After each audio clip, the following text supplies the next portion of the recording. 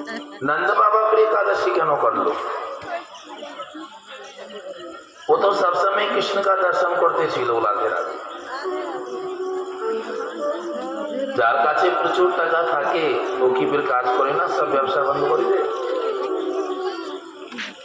বলে আমার কাছে যা আছে তা তো আছেই, কিন্তু ये भगवान शरीर कर्म করার জন্য আমি আর করবে যাতে সব সময় থাকবে। তাই এই জন্য যে নন্দ বাবা কৃষ্ণকে যে বাবা হয়েছে, কৃষ্ণ তো সকালের বাবা, জগৎ পিতা কৃষ্ণ, তাদের বাবা হয়ে গেল নন্দ বাবা। তাই এই নন্দ বাবা কত তপস্যা করছে, আগে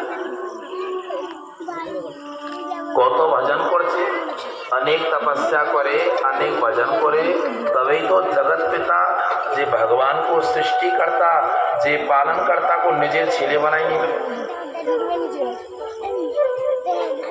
তাই এই জন্য কি আছে, এখন भी ভজন করতেছে একাদশী।